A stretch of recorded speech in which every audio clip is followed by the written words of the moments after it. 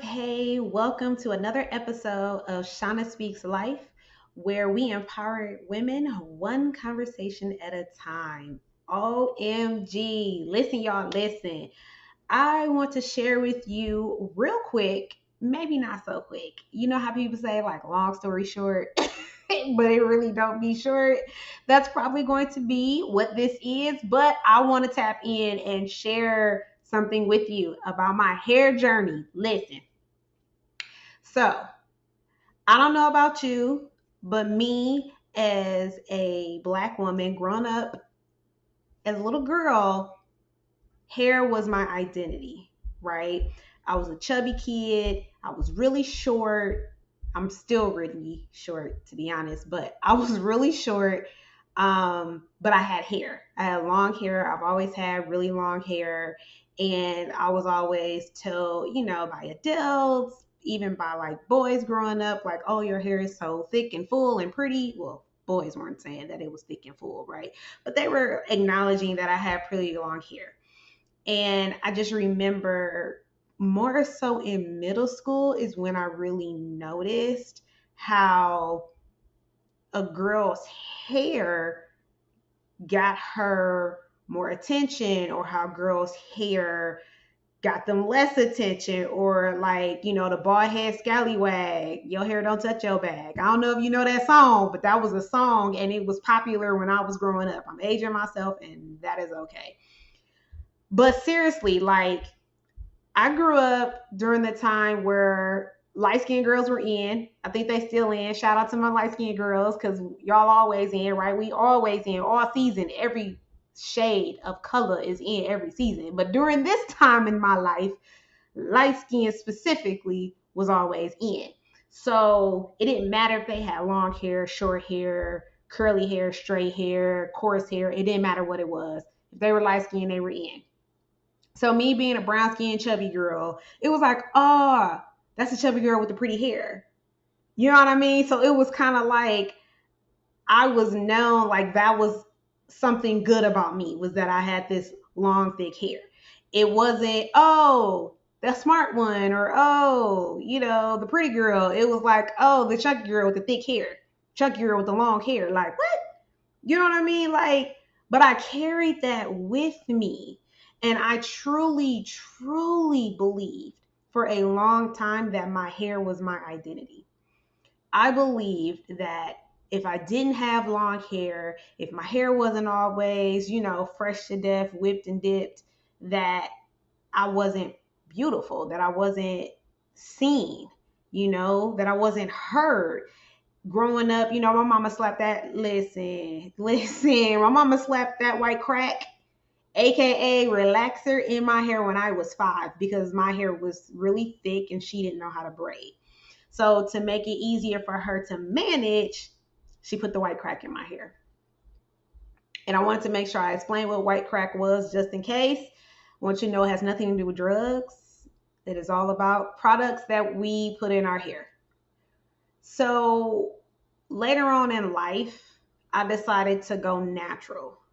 I finally got to a place in my life where I was like, you know what? This is my hair and I'm going to do whatever I want to do with my hair, and I'm going to grow my hair out. I don't know what my hair looks like natural because, again, like I said, I went natural at freaking 5 years old. So I'm telling myself, I'm going to go natural and I'm going to love it. I'm going to embrace it. And I went natural when people were not going natural. It was not popular. If you were natural, no one knew because you kept your hair, so silky straight. Right. So this was like early 2000s. Man, I'm really aging myself. But this was early 2000s when I decided to go natural. And I didn't do the big chop. I kind of just grew it out because, again, even though on one end I was saying, like, I'm on my hair and all of that, I would not cut my hair off. I was like, no, I'm going to grow it until all the relaxers at the very end, and then I'll chop it into a bob. So that's what I did. I went natural. I waited till the natural was showing at my chin. Then I went ahead, cut it off, wore the bob, and kind of just went from there. I was never really big on like weaves and wigs, and I would wear braids maybe twice a year. So that also wasn't really an option for me. So I literally just did the grow out. So I kept my hair straight until it got to that point. Once I cut my hair and started wearing it natural, it was like a thing. I was like, I don't know what to do with this because I've cut my hair in a bob before, but when it was relaxed, so it laid, it was just smooth. It was just like, I got this. What, put a little piece behind my ear, and it was just like whatever. But with it being natural, I would wash it, and I'm trying not to put heat in my hair. But then I'm like, what do I do with this? Because it was like this little mushroom sitting on top of my hair, and I was like, I don't know how to deal with this and what to do. It wasn't long enough for my afro puff at the top of my head. I just wasn't really vibing with it, and it, like I said, it wasn't popular, so I couldn't just like YouTube videos on natural hair. There weren't a lot of naturalists out here doing hair. Even though I used to do hair, it was like people weren't doing natural hair. Natural hairstyles just wasn't really a thing, which is funny because in the 60s and 70s it was a thing. My mom had a whole afro, sandy brown afro, beautiful afro, just this beautiful mane on her head. And then it was like there was this phase of like, no, black is only beautiful if your hair looked like this. So we all wanted to fit into society because we have been outside of society for so long. So my hair got to a length where now I'm like, okay, I can deal with it. I was doing my little updos, doing my little twists, my little braids, my puff here, puff there. Like I was just really doing my thing. Again, when I say puff, I am not talking about any type of drug. I am speaking of a hairstyle.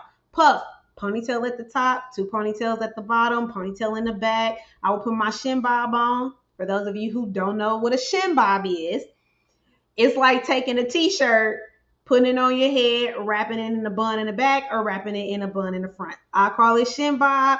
I wonder what you call it. Why don't you tell me? Give me some feedback. Let me know. What do you call it? I call it a shin bob. I said that to my best friend. She was like, shin bob? Girl, what's that? I'm like, I've always called it a shin bob. I know I am not the only person who calls that a shin bob, but that's what I call it. That's what it is. Okay? Anyway, so I was at a point where sometimes I would wear my hair straight. More like 2-3 times a year, I would rock my hair, and it's a little straight. Because I still, every blue moon, like, okay, like, I want to switch it up, wear it straight for a little while. So I had met this guy, and he met me, my hair was straight. We exchanged phone numbers, blah, blah, blah, blah, blah. We went on a couple of dates, back to back. So my hair was still straight. Listen, I'm laughing because it's funny now, but it was not funny then. So one time, and the last time we went on a date, my hair wasn't straight anymore. I had my hair out, like the natural essence of my hair. I had it parted down the middle. I had my little curls going. My hair was giving, right? And I was loving, like I would keep my hair colored a certain color. Like it was just popping. It was like right in April, right after my birthday. It was really popping, right? So he came to pick me up and he was like, oh, you're natural. And I was like, yes. He was like, how long you been natural? At this point, it had been like 3 years. I was like, oh, a couple years. He was like, oh, I like your hair better when it's straight. I just gave him the look. I said, oh, okay. Didn't ask for your 2 cents, but thanks for sharing. So in the back of my head, I'm like, I see where you are. I see you. I am seeing you. So I'm going to go ahead and go on this date. I'm going to have this little free fun. We had a great, amazing time. And then that was the last time he heard from Shauna. Do you understand what I'm saying? Because here's my thing. You can have an opinion. You can have an opinion that you should keep to yourself, especially when you're trying to get to know someone. Because all you did was tell me that you don't accept me for who I am. You want me to keep my hair straight, which is also a part of who I am. But 90% of the time, my hair is in its natural state. My hair is curly, kinky, and out here for the world to see. Okay. My hair reaches for the sun. That's just what it does. And I really felt the way. I was like appalled at the fact that he not only said it, but like he had the audacity to say it and said it with his chest out. Like, yeah, prefer your hair straight and whatnot. I was just like, oh. And every time I replayed it in my head, I was like, oh, the audacity of him. Like, I didn't judge him for the shoes he wore with his outfit, because I never would have did that. You know what I mean? I'm just like, we have to be accepting of people in the lane that they're in, and who they are as a person, right? And I'm just thinking, like, had I been in the beginning of my going natural stage and being insecure about myself, I might have slapped the white crack back in my hair. I don't know. It's just interesting because that was just one encounter. I dealt with it at work, when I would go, show my natural hair versus when my hair was straight. I mean, it had been natural, but I didn't always show it like that. And so people didn't always see it, because even in natural, I wore it in a ponytail. I would slick it back in a ponytail, and then I would kind of like braid it into like a nice bun, or I would do 2-strand twist and then like pin it up. So people didn't really know I had like this really big mane, like I said, that reaches for the sun. So I would get the looks, I would get the whispers, because again, going natural was not back on trend. So it was like me. And I feel like there were other women where I worked that were natural, but they was rocking their weaves, right? They like, honey, I'm not finna let the world see that. And I respect it. Everyone is entitled to their own journey, right? In their self-discovery. So I just feel like in that, and with that, it was just cute, or okay, I'm seeing the natural. I see you, queen. I see you doing your thing, queen. But for the most part, it was like, girl, your hair thick. That's a lot of hair. Ooh, what are you doing? How do you handle that? Like, ooh, that's a lot. My goodness, right? It was just a lot of that, you know. And so because I grew up feeling insecure without long hair, and then going into adulthood being natural, and hearing the comments and the the thoughts and the opinions of others about me and my natural hair, I was just like, okay, it wasn't giving me what I needed it to be given. So there would be times and seasons where I felt like, dang, I should just go ahead and put a relaxer back in my hair. Also, because my hair was much more manageable with the relaxer, reality. But it was really more what people were saying, what people were thinking, and how being natural still wasn't like accepted for real. And to be honest, being natural still isn't 100% right accepted. I still go into settings and they're like, oh, that's how they wearing their hair today, still want to touch my hair and things like that. And so it's been an interesting journey just from childhood up until now, the different facets of our hair, the different everything, right? From not being accepted to being accepted, from wanting to be accepted to finally like, I don't care if you accept it or not. This is my hair. Take me as I am. Like, that's where I am now. Like, if I want to have a piercing in my nose and you don't like it, then we don't need to work together. You don't like my tattoos, we don't need to work together. You don't like my hair, we don't need to work together. Like, that's just where it is for me. But it took me a long time and a long journey to get to a point where I'm like, this is me. My hair is a part of me because I choose for it to be. But like India Ari says, I am not my hair. And because I am not my hair, I don't need to hold on to my hair to feel like I'm accepted. I don't need my hair to be presented a certain way to feel accepted. If I want to shave all of my hair off, that's my business. If my hair doesn't grow back as a result of me shaving all my hair off, it is what it is. It's like, I am not my hair. My hair was my identity and it no longer is. Hence why I went ahead and cut the majority of my hair off. I went from being relaxed for half of my life to being natural to growing into some locks. I started taking my locks down just recently. I decided this lock journey isn't completely for me. I'm feeling it, but I'm not feeling it. So I started taking them down. I had 92 locks. I took down 30 locks, 20 to 30 minutes per lock. 20 to 30 minutes per lock. Who has time for that? Why would you want time for that? The audacity. And I was just like, I just don't want to do this anymore. And I had an emotional moment about cutting my hair off. And that childhood, right? That little girl kicked in and was like, no, you can't cut your hair off. You won't be pretty if you cut all your hair off, right? You won't be respected. All these beautiful, amazing women out here with their hair cut off, looking how it's looking, they out here killing it, right? But my story in my head kicked in for 2 seconds. You can't cut your hair off because you'll no longer be pretty. You can't cut your hair off because you won't be accepted. Says who? By who? And who cares? More importantly, who cares? Like, seriously, who cares? So I shaved my head off. Bye-bye hair. And if it don't grow back, listen, that's what weaves and wigs are for, hunty.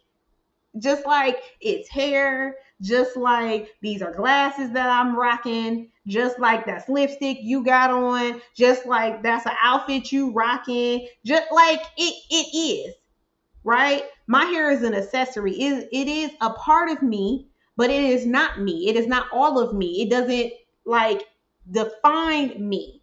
Nothing on me defines me. It's what's inside that defines me. Right? It's how I see myself. It's how I treat others. It's, you know what I mean? It's like the core. Who I am at my core is what matters, not who I am on the surface, on the outside, on this appearance.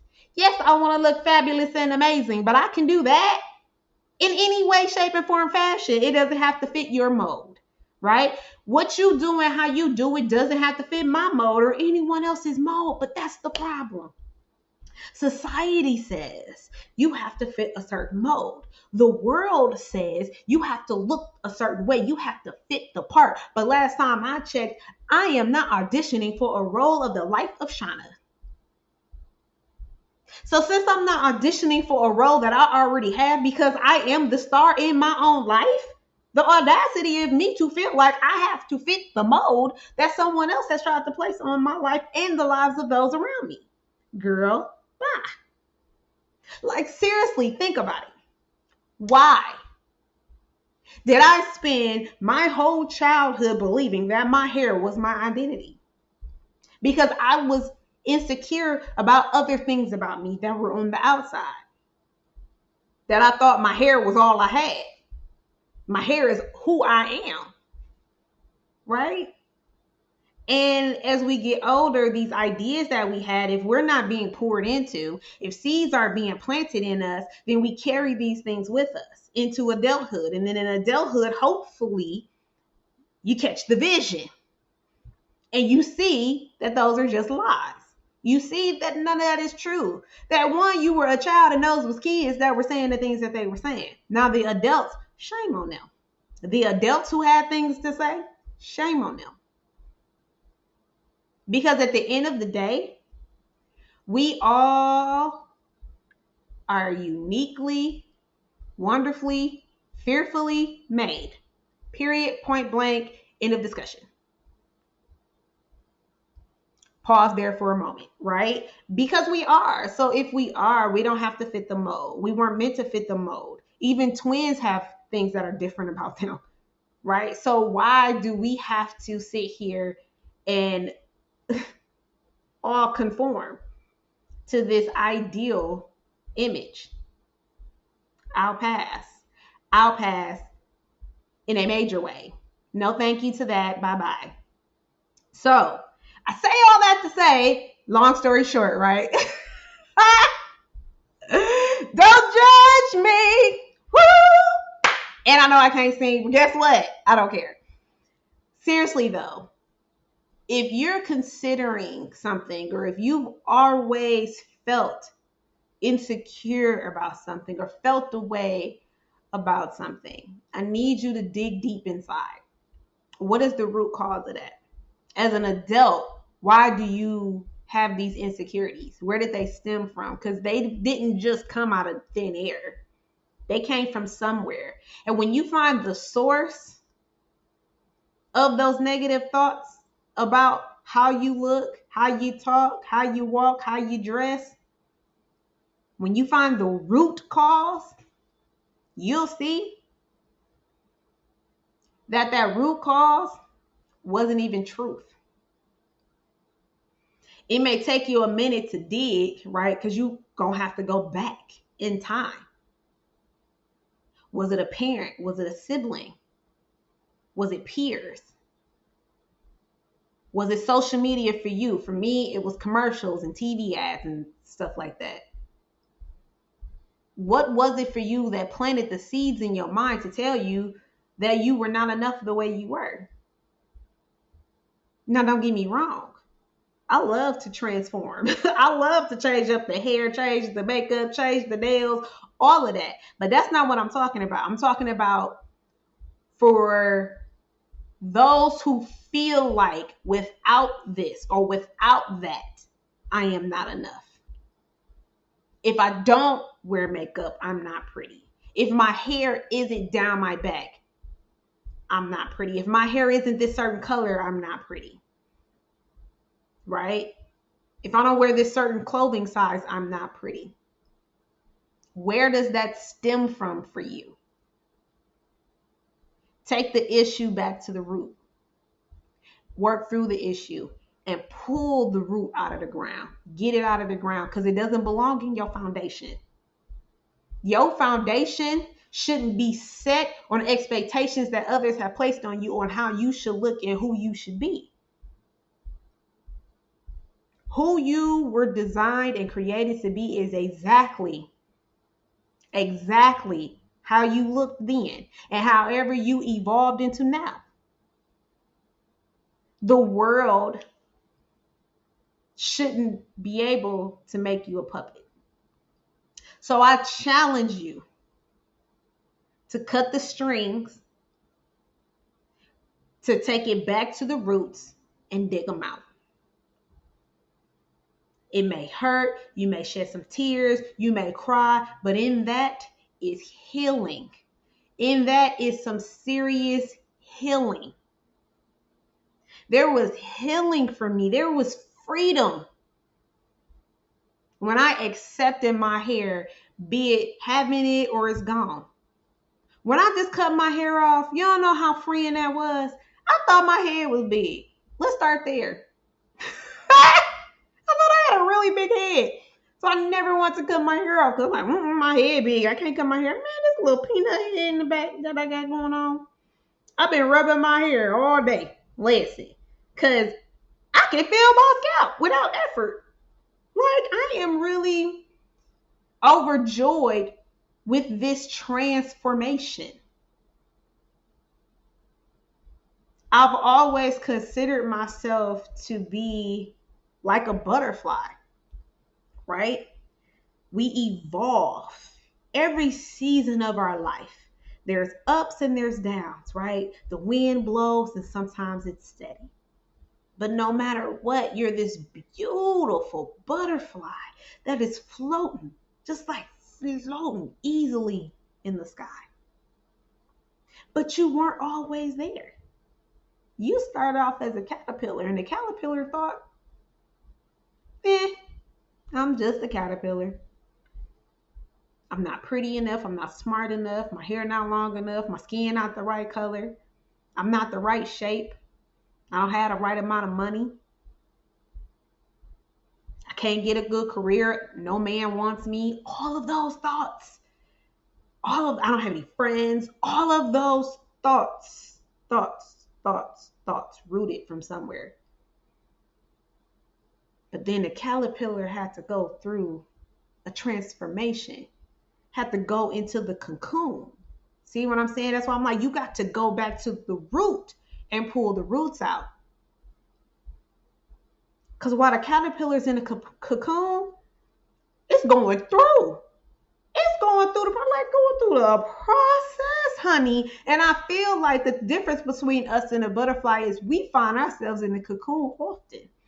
Every time there's a season where you're going to evolve, you have to go through the transition before you can evolve, right? So when you're going through the transition, in the transition, you're in the cocoon. And in the cocoon, you feel stuck. I get real claustrophobic when I feel like I'm not growing and I'm stagnant. That's how you feeling in the cocoon. You feeling stagnant. You feeling stuck. See, you thought this was about hair. This is about you. This ain't got nothing to do with hair for real. This is deep rooted. Deep rooted.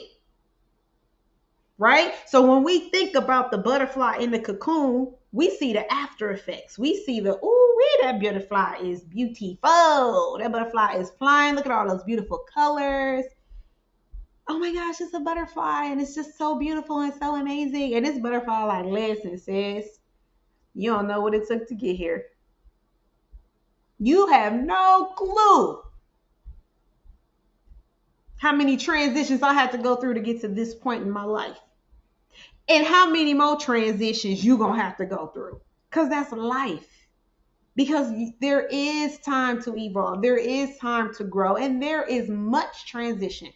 Think about it. Who you are now is not who you were 10 years ago. Some of it is due to deeply rooted things that should be gone, that you still need to work on and heal from. And some of it is growth in a good way. Right? But we are the caterpillars going into a cocoon season after season after season. And it hurts and it sucks and we don't see an out for so long. But there is always an out. There is always a season when you come out of that cocoon and you will be a butterfly soaring in the sky. But you got to endure the cocoon season in order to embrace and enjoy the freedom. So I challenge you to be okay with the cocoon season. Be okay with going and digging the roots out of the dirt so you can get those things out of your heart, out of your mind, so that you can be transformed. A renewed mind transforms you. You haven't changed, but you see yourself and you see your situation and the things in front of you differently. And so I hope that for you, my beautiful butterflies, that in your cocoon season, you go ahead and go through, because you know that the moment you bust out of that cocoon, you soaring free. Thank you for tuning in to another episode of Shauna Speaks Life. I do hope that you enjoyed this. Be sure to share your thoughts. Give me some feedback. Let me know how you're feeling. You can do that either by hitting it up on the platform that you are seeing this on, hearing this on. You can also feel free to hit me up on Instagram, TikTok at Shauna Speaks Life. Listen, talk to me. Where's my community? I want y'all to talk to me so I can talk back to you, right? Because otherwise I'm going to feel like I'm talking to myself. And I don't want to be talking to myself. I'd rather be talking to you, right? So I always remember, every day is a good day to have a great day. And my wonderful butterflies, no.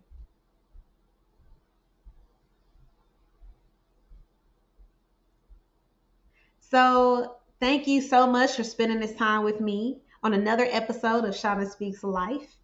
I hope that you enjoyed what we talked about. Start over again. Thanks for tuning in to another episode of Shauna Speaks Life, where we are empowering women one conversation at a time. I hope this was enlightening for you.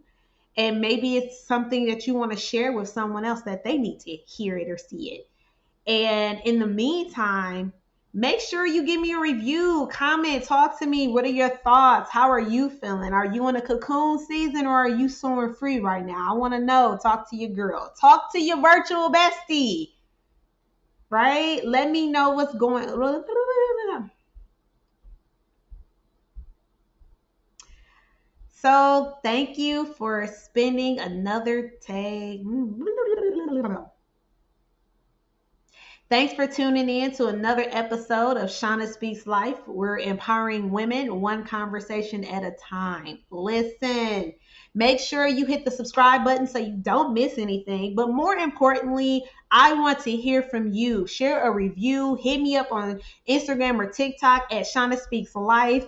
Let me know your thoughts. Are you in the cocoon season or are you soaring in a butterfly right now in the sky? Let me know where you are. Let's talk. Let's build a community together. I look forward to hearing from you soon. Until next time, y'all. Peace.